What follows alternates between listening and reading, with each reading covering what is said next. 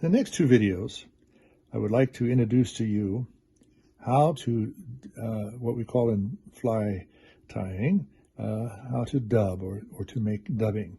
It's kind of like a chenille, but you make it yourself. You make it out of the material that you want. You might make it out of synthetic material, or you might make it out of hair or fur. You can take 2 or 3 different kinds of dubbing and put them together in a coffee blender and blend your own. You might come up with a concoction that it's going to become world famous. You just have to try. Now, I put the thread here just for this demonstration. I put it about halfway between because I'm going to have a little bit of a bare thread here and enough to be able to wind back and start the fly at the bend of the hook. So I don't make the dubbing all the way to the top. It's going to come short about 1/4 of an inch. In this video, I'm going to show you this little container that I give to you on Tuesdays with hooks in it.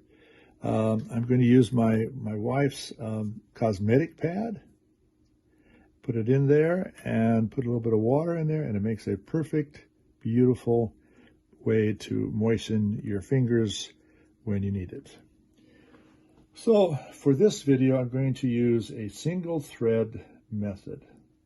In the next video, I'll show you a loop method, but for this one, a single thread. I'm going to take some material out of this dubbing box that's bright colored so that you can see it. There. All right. Okay.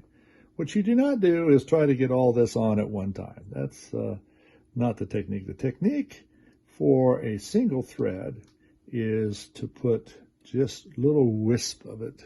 Okay, so just like this, just little bits of it. Just pull off little bits and bring it to your thread tight and start turning one direction, which is kind of the natural way for me is to go, I think it's counterclockwise. Well, whatever direction it is. And then you just keep building your noodle, about 2 or 3 inches. Put a little bit more moisture on there, not a lot, you know, just a little bit. And there you go. Now, if you want to make it thicker, you just keep adding. If there's a space down here that you missed, a little thin spot, you can fill that up. And that's how we dub on a thread. You should just practice that. Cut it off. Use some different materials, different hare's ear material, furs, synthetics, and just practice, and then you'll be good at it. So for this demonstration here, I'm going to have bare thread all the way back to the bend, and I wait until the noodle starts forming. I have a little tight pull on here, not enough to break it, of course. And I form a beautiful body. The body could be even all the way, or it could be tapered from the back to the front.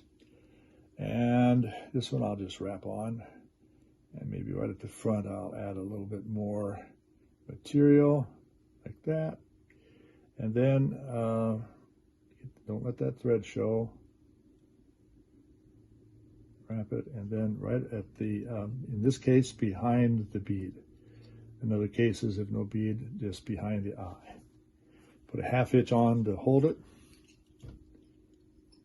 Now, one of the things you can do with this material is to use a little dubbing Velcro here on a stick. You can make your own. We make them in your kits that we use. And if you want to have this look like legs, if you want it to be a little fuller, you can come in here and you can just make it look just so neat. You can pull out some of the hairs.